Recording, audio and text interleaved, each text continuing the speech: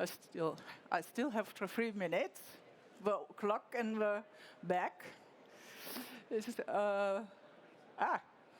hi. Okay, so we are perfectly on time.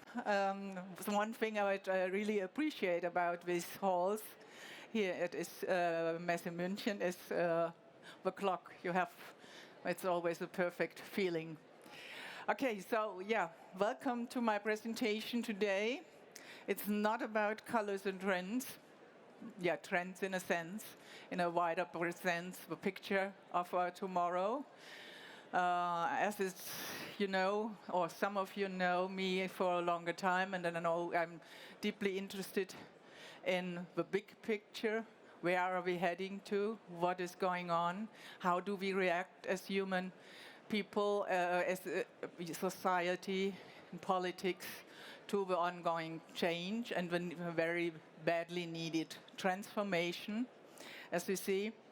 So today I want to talk about a paradigm shift and really also appreciating or driving creativity and diversity over strategy. We live in tough times. Pandemic, natural disasters at nearly a regular base. In the meantime, also belonging to the everyday life of people, for example, in a formerly known safe place, Middle Europe. So we have flooding. We are losing. I had already some discussions this morning about the problem of having enough water in the future. And we, yes, you know, we as textile and fashion industry or clothing industry, we really depend in nearly every step of our production.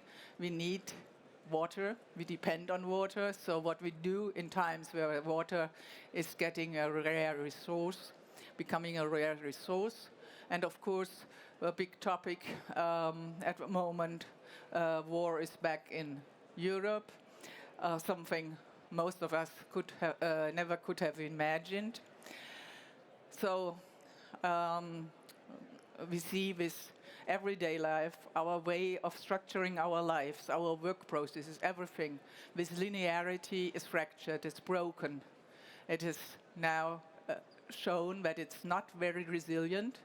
We have seen the poor resilience of our industry. We are very vulnerable. We still suffer from broken supply chains, which, by the way, never was a real chain in a linear sense, but a monster, as I call it. And this monster, we should really be aware of that it cannot mend it. You cannot repair it. We have to think anew. And so this fractured linearity brought me then to the point that 10 years ago, in May 2012, I did for the first time this kind of lecture when Performance Days asked me whether I could imagine to do another topic or what would you like to talk about besides colors and trends. And so I said, I'm deeply curious about our way of life, our way of producing textiles, our way of designing, and I want to explore where we go to. So the Vadis topic was created, was founded, and this was the third slide in this presentation then. And when I lately presented it to some of the staff at Performance Days and said, hey, have a look at this here, these topics, and Lisa said, wow, the same topics we are still talking about, so not a lot has happened. And I think this is exactly what we can say. Of course, I know we all do a lot of efforts, and we in sports especially, as sports itself is deeply connected to nature. We are, in some part, really more aware, and we have already reacted to the pressure to protect the planet. But in fact, we fail. Our efforts are still too low. Our efforts are not really a real, true commitment to thinking anew, and thinking anew in a bigger way, in a bigger picture, not about thinking about how can I do this fiber a little bit more sustainable, how can I recycle this T-shirt, but about really deep going the structures of our industry, the processes. So this is really a topic, because you all know these things we had last year. Despite all our efforts, we reached the highest peak in CO2 emissions. We had the hottest summer in Europe ever. So yeah, this is proof that our system and our efforts are failing. And we have to accept this. And as sports people, I think we should take up the challenge to work harder, to be better, and to really come up with creative solutions. This is really also from my side as a designer a plea for more creativity in our thinking. We can solve, we can do something.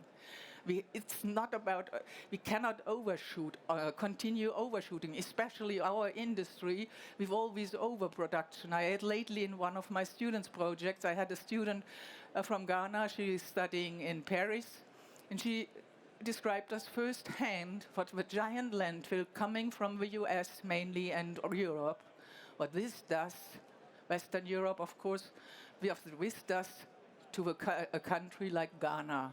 What it means for the people there who would love to work in textiles and keep up the Ghanaian culture in textiles, how this is destroying everything. So this overshooting of our economic system today is really the biggest problem. A world which is obsessed by numbers. We want constant growth, forget that the planet is limited. There are borders to this wonderful park we call planet Earth. And we just drive numbers more and more. And I really hate to say this, because as a designer, I'm always confronted with this thinking, yes, we have to do more. And last year we sold more, or our competitor sells more, because he does it in this way or that way. If we produce more and more, if we do overshooting, if we grow our business in this way, without thinking about the problems we cause, the system is failing. You wouldn't continue with a business strategy which ends up that your resources are not enough for covering the whole year, but only the first 2 months or things like that. You would stop this business strategy. You would try to think out what can I do different. But with planet Earth, who is not proving so directly in numbers, that we are mistreating this. So we are patient. We hope maybe one day there will be enough technology, but you have to remember that 30 years ago already the people said, promised, or science or technicians said, when we will have technology which will solve all the problems. No, we don't have. We cannot solve the problems. And this is just today, the Earth Overshoot Day this year has not yet been defined, but for some of the countries it's already clear. And so this is Germany on May 4th, which is my birthday. Unfortunately, in this sense, I wouldn't love to. It's really, for me, I want to be sustainable, and that I'm now, and next week I will face the fact that from this day onward, we are overshooting, and overusing the planet is really not a nice birthday gift. Okay, so be aware of that. And I think we know all these facts. And in comparison, I want to show, now this year, Germany will reach its individual German overshoot day by May 4th. And just to compare it, the global overshoot day 21 was to July 29. So you see how much we are overshooting alone in Germany. Okay, so everything, we have to be aware, and we have to accept it as a fact. It's science. It's just a fact. everything we do has an impact on our environment, on the people around us, and people on another in another area on the environment. So what we see is now we are a melting Arctic area. We see dry soil. We have species extinction and things like this. And maybe we will be one of the species in the future which will vanish from the planet if we continue like this. But I think there are ways we have to redirect. We can do. We have achieved over all these thousands of years. Humankind has achieved so much. Our developments are incredible. We can, yes, we can, to cite Obama, but we have to commit ourselves to it and not think only in short-term business numbers. So therefore, when Performance Day said we will name CO2 reduction as one of focus topics, or the next focus topic, and we'll take it also to 23. I said, okay, this is wonderful. I think this is a perfect topic because just really reducing CO2 is at the moment the most pressing issue. If we don't make it within the next 5 years, then we might be at a tipping point and we cannot go back. And also, you know, most of you will know the regulations. I just spoke with some colleagues from Italy this morning, and more regulations will come up, also for our industry, about water use. Do you think if there is water shortage, that our industry will be one of the lucky ones to get all the water the industry needs? No, never. An industry, look to our giant landfills, an industry which produces such an amount of waste or such an amount of produced material. Hey, there are other industries which are more important for people than we are, not with our structures, current structures. So therefore, this action plan, as written here, we are one of the key industries where this ruling will be focusing on due to our high consumption of resources and due to our high impact on the environment and negative impact on the environment. So we are in the focus of legal regulations. So you have to keep this in mind, and this will come for sure more and more. And one thing, yes, of course, there are technologies, and we have a lot of tools. We have a lot of technologies. But what is really missing is the commitment and the will to think anew, to open the eyes, to get out of a tunnel. Of course, we thought after 2 years of pandemic, the tunnel would now, in 22, would be finished, and we have crossed the tunnel. Now we have another tunnel, and we don't know how to get out. Nevertheless, we cannot put this topic of being sustainable and saving our life base, the base for our living and for our business, we cannot shift it aside.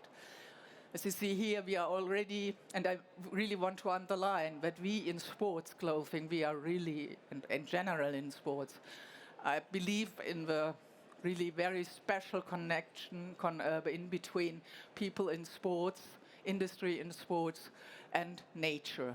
Because we all have experienced how much this relationship in between people and nature helped us to make better business even in the pandemic than other parts of the industry and than other industries, because people were eager to go out, to move outdoors, to enjoy a ride on outside, to go for mountain biking, to go to the lakes and things. So it was pretty clear that nature is really necessary for human beings to feel healthy and to feel well and to lift up the spirit.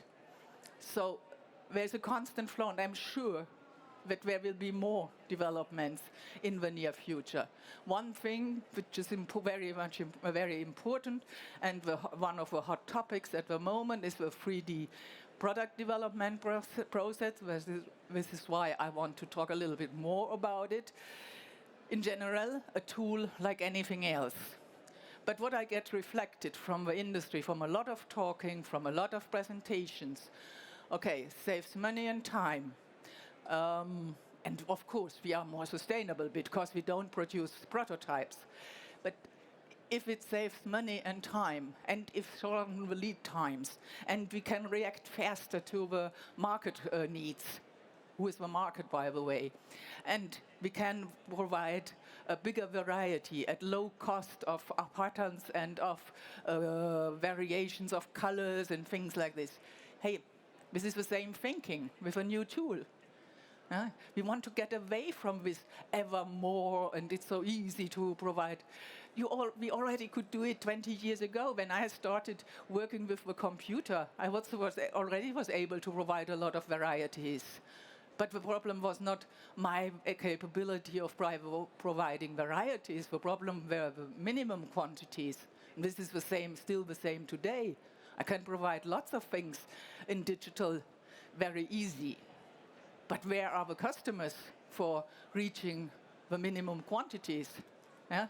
So therefore, this attitude really is not the base for further developments. And think of the energy consumption of digitalization as a whole, with self-driving cars, with everything in all the administration units in a state or the city, with schools, with industry, with all that. Where shall all this energy come from? Still today, I have been asking for 3 years now, is a sustainable digitalization feasible? And still, everybody owes me an answer. And I was just talking lately with a guy from Paris who tries to use the warmth which is produced in server. He tries to construct units to use the warmth which is produced in server farms to provide energy to communities. There is already one working in Finland. So it works, such a system. But he said me, can you imagine, Nora, by 2030, the predictions are that about 20% of the global energy request will go only for digitalization. So this means we have 20% only for digitalization, to keep the system running, to keep the machinery running, to keep the car driving. So if it's an electric self-driving car. And then imagine today's situation where we face energy shortage because of the political circumstances. So therefore, digitalization, wonderful thing. I love my computer still. I've spent more time or I have spent more lifetime with my computer than with my husband, I have to admit. But it's not the thing which will solve our problems, especially not the sustainable one. So the really true thing is innovation. And I've been really asking or criticizing that our industry, with this industry I'm really working with passion in, that we are not really innovative because we don't give designers time to explore the possibilities, opportunities of new fabrics and how to construct maybe new styles, new patterns and things like this. And this is needed more than ever because we will see a big change also in the development of fabrics, and a new thinking has to gain ground that we have to truly innovate. And as we claim, we are innovative in this industry, and we have a lot of expertise, and we are experts for protection and functionality. So let's think about new structures and processes which are working really in a holistic functional sense. That means that we make great products But at the end of the lifetime, we also do not harm the environment, and we also don't harm the environment with our production methods. So, and one thing I also want to underline, it's about frugal innovation. Enough is enough. What we do in a lot of times, it's overshooting again here. We give too much functionality, too much finishing. My favorite example is always the water column, a water column of 45,000 millimeter for an outdoor fabric. Hey, are people supposed to dive in this outdoor jacket? This is nonsense. Of course, it's easy. It's always it's easier to really innovate air science when you drive the numbers up. That's easy. Everybody can that. Everybody is able to shift the small bullets on the children's calculating machine or something like this. Or numbers driving them up is possible, easy. But really, true innovation, appropriate innovation, and appropriate not only for the user, but also for society and for the environment. This is what we have to achieve and what we have to go for. Here's just some examples. Some of you might know I started in 2008 2010, I think, at Outdoor in Friedrichshafen with presenting a little bit the boredom of this clothing. And I started scanning. I didn't do it on purpose, but in the end, I ended up with jackets like this. And if you cover the logo, you cannot see anything if I don't write the number of the year next to it. So this starts in 2008, and it's continuing. Over the years, from time to time, I do add some new things. So this is a look. And this is for 45,000 millimeter water column. Of course, weight is now still now restricted. We cannot go below 0, though now with maybe digital clothing and in the digital universes, maybe we can also go there below 0. I don't know. But you see here all this marketing hype. I think that we all know that a 12-way stretch is completely nonsense. It's marketing speech. Just adding the number of having a 4-way stretch in the outer layer, in the filling, and then in the lining. So 3 layers, 4-way stretch is 12. And it's bullshit, sorry. And so reimagining, and who else than designers is prepared, is really educated to reimagine, to show ways, to think anew, to go new, to find new paths, to address the needs of our time. Of course, all these pandemic experiences and all these uncertainties and things like this, the feeling of people is shifting. They need more protection. They want more protection. Maybe the way their relationship will change with their clothing. Do we need an everyday armor? Because people are afraid to going out and things like this. This is something we cannot continue just like we did before. And this is really a topic, a hot topic for designers, and we should really use it. And as Charles, the great moderator, and always with great, lovely announcements about my person. He lately asked me, I think it was in Portland, or it was in December, I don't know. He asked me, what is your most important tool? What is the tool you use most, and what is most important for your work? And I said, and I knew what he wanted me to say, but I said, no, it's my brain. It's not my 3D software or something like this. It's my brain. Without my brain, I wouldn't be here and wouldn't be talking to you, because this is what I love to do. I love to talk to you. I love to listen to you, to exchange with you, and to watch carefully people. And we think this is something a designer needs, and what we designers are really good in, to observe with curiosity what is going on, what we have to do, and to imagine. And we are encouraging others to imagine a new future, a different future. So, and to this future, it will also be less. We have to recalibrate our values. Sometimes it's better to do nothing instead of doing too much. As said before, overshooting is not the topic. We have to reuse, we have to recycle, we have to repair, we have to refuse. Sometimes we have also to refuse. Not everything is needed on this planet.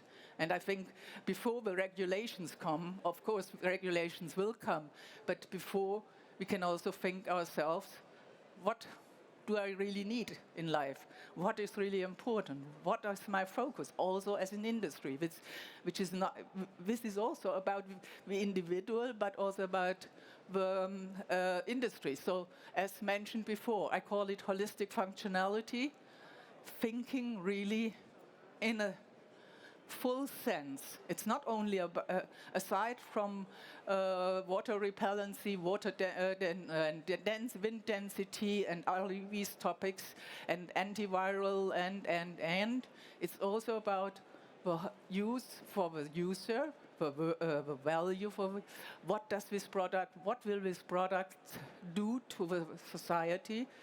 Will it maybe harm others? Will it harm the environment?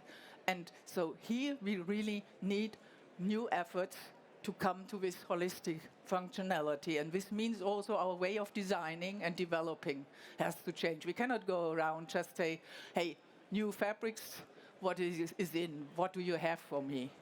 And then we have to think, what is this product supposed to do? And what can it do? And what can we provide in a sustainable manner? And therefore, this is really thinking beyond consumption. Because creative development has to be also responsible. And I know that designers always say, oh, I'm working in a big ship, in a big brand, and I cannot be responsible in this way because nobody is listening to me. And so, don't give up. And I see someone here, she asked me some years ago here at Performance Days, still in the old location, she said to me, Nora, when are we going to do a revolution? I'm so fed up with all these things about, hey, fabric may not cost more than €5 per meter. I may only do 2 zipper pockets for an outdoor jacket and things like this. Just to make it cheap and just to make it, you're laughing, but it's correct. I remember that very well. So let's start the revolution today, the revolution in thinking. So this is, and here again some slides from 2012. So good design creates clothing, which becomes part of a personal narrative of the individual. This is it. In this way, we can ensure that the product is beloved, that it has a longer life, and it's not thrown away. And the best thing that we really can design can really change. Think of a smartphone, first presented in January 9 in 2007, and I think a lot of people don't recognize what the thing on the right-hand side is today. In 15 years, wiped out. One generation doesn't even know the fact that it was possible once to make a phone call by circling numbers. So, yeah, it's possible to change. But the only thing is we have to want it. And therefore we have to make desirable clothing, desirable products which really work for our people. Not only mass production just for making business and for being, for having optimized and efficient supply chains. The supply chain has never been efficient. It's a monster, as said before. Because, and I really want to underline. We can really discuss about whether the numbers about our industries, whether these are the right numbers about our harmful impact on the environment. But if you have such an amount of waste or thrown away things, you have a problem. And we know this. And we cannot load it all to Atacama Desert in Chile or like here in Ghana. That's impossible. So, and what I did in autumn last year, I wanted to do some textile mining, to dig into these mountains. What can we do out of it? And I don't want to call it recycling. Something I told my students, Antonia knows it. I said, I don't want to hear the word and read the word waste. It's not waste. It's material. And in this materials, we are not digging for gold, but we are digging for material, for the precious resources. And so I tried hard to get some outworn skiing gear, some older prototypes, or prototypes which were not useful any longer. And I worked together with at the fashion school in Sigmaringen. Some students, some carefully selected students, were willing to spend 2 weekends from Friday 9 to Sunday afternoon at 4, together with me and my colleague Cornelia Sievers, in a workshop, and to produce something desirable, something glamorous, something new, something stunning, out of this stuff. So what they received from us, and what was really hard to find, because also here, when I asked the brands, some brands, they preferred to burn it, or I had to assure that I will take care of the leftovers or of the not used garments in a professional way. So I didn't really like the idea that somebody will work on this. Okay, and the students themselves, they thought, what are we supposed to do? There was an intense briefing session, but they came up with ideas like doing a weekender bag or something like this. But then the magic happened, and it was really wonderful to see these young guys, aside from 3D design, from avatars, from digital thinking, they started trying out, touching the fabrics, cutting in, draping, discussing. They had to work in teams and discussing. And slowly but surely things evolved. Yeah, so some steps here. And when finding out what can I do, most of them never had touched such fabrics and such. Of course, they were outdoor wear, but they didn't. And then these are the 4 outfits they did. So a really stunning variety. And this was all done from scratch in 5.5 days, because the afternoon of the last day we used to do photo shooting. So, and you see here what this can be. Of course, it's not functional clothing, it's not performance wear, but it has a function. You can wear it again, you can love it again, and you can cover yourself up in a way that is individual. So, and they also developed what is stunning. In my masterclass, some of the students developed great ways of how to develop new circles of working with, of producing clothing, educating the consumer to reuse, to help them to understand what they can do with a beloved garment and then changing it into something different, or how they can shift their relationship with clothing. And you can see 2 of the outfits at my booth, B14. And a lot of people yesterday took pictures, and people are fascinated by these ideas. And I love also the reaction of a lot of people from the industry.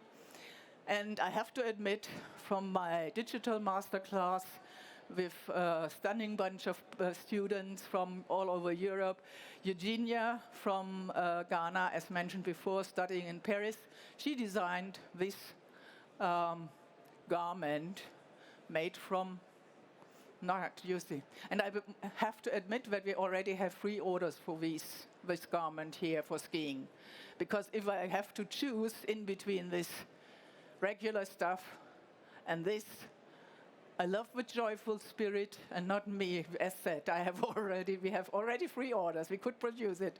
So this is clothing which you love and which you enjoy, and whether it has 45,000 millimeter water column, which you never need. Usually you can work with even only 1,000 millimeter. We all know. When I was a kid, 1,000 millimeter was already super. So, yeah.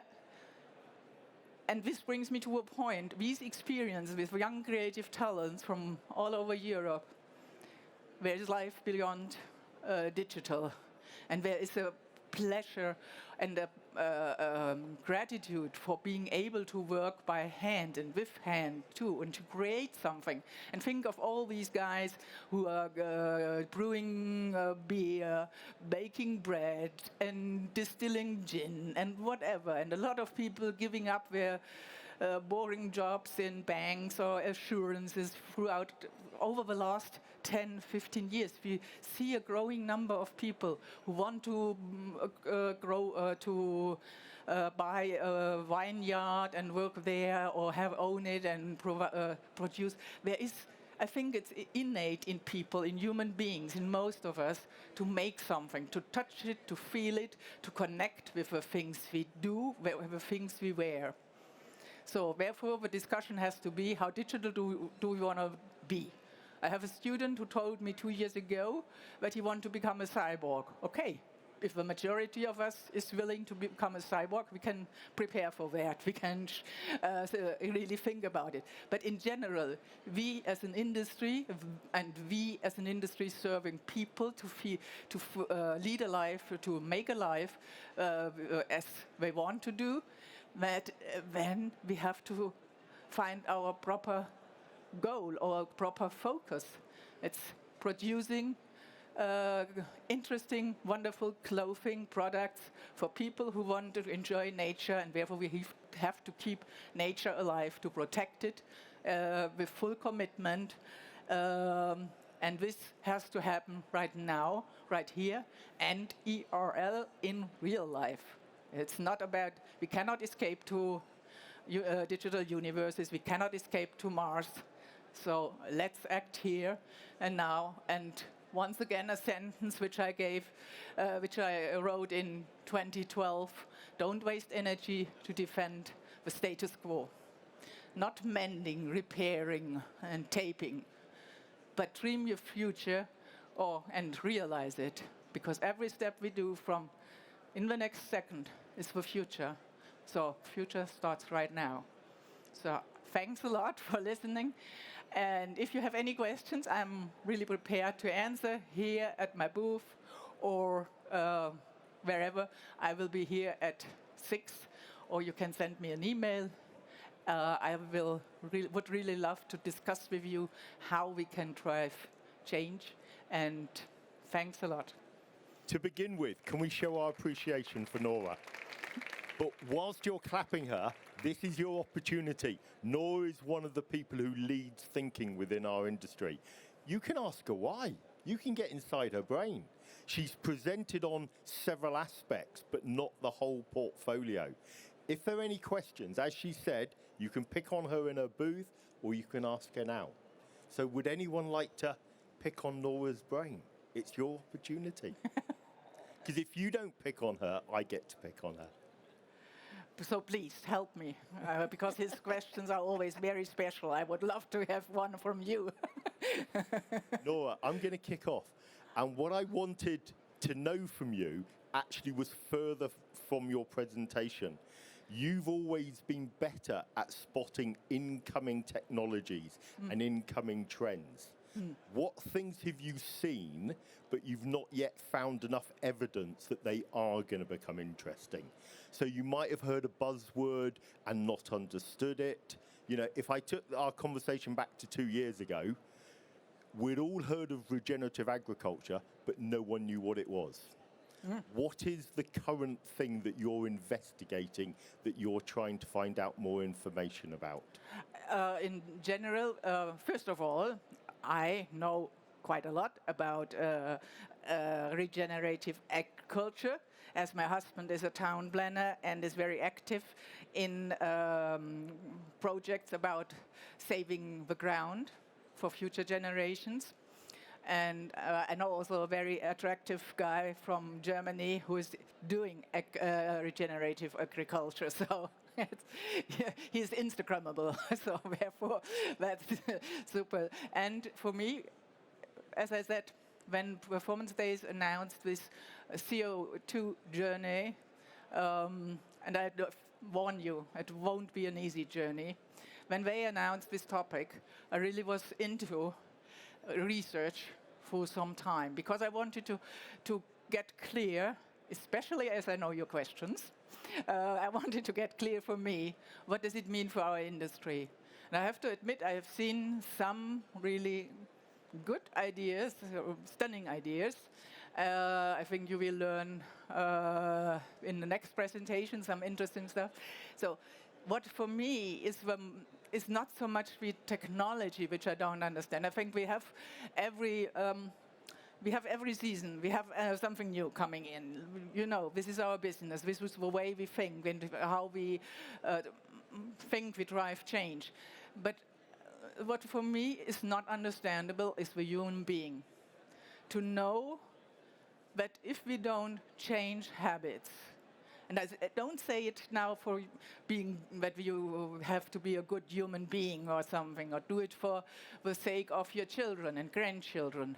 Like, for example, an Italian colleague in our color meetings always underlines. She is about 80 years old, and her thinking is really, she says, okay, I have had my life, and it was a good life. So, but now I want to save the future for my children and grandchildren. What I don't understand is why is it so hard to change the habits to preserve this wonderful planet? There is no other planet wonderful like this. If we go to Mars, if Elon Musk will do it, we have to take everything with us from here to bring it there because it's not there. So this is, to me, not understandable because it's easy.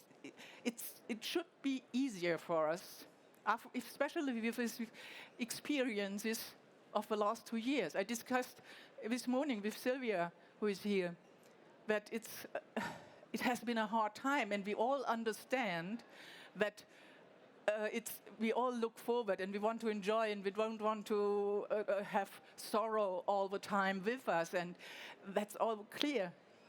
But hey, at the price of our living, continuing with our production methods, with our business thinking, with our numbers-focused thinking, forget the numbers. Just be a human being and enjoy the planet and don't harm it. That's it. It's that easy. And so, thanks. Nora, it's a good answer. And I'm sure if I went to the audience and say, right, okay, 2 groups. Who wants to do good for the planet? Who wants to do bad for the planet? No one would put up their hand. We are all in this industry to make it better, to improve the standards. So it's this confusion. Why are we getting it wrong? Yeah. But and why are we continuously getting it wrong? And why do we insist to be wrong? Exactly. But look, I'm not going to pick on Nora anymore. It's your opportunity. You can ask a question publicly. If you stick up your hand, I'll bring the microphone over to you. Or Nora's stand is just over that direction. She's on the end of an aisle on the central corridor. But no more questions. Can I ask you again to show your appreciation for Norma? Thanks a lot. And yeah, we will make it. I believe in us. Okay, bye.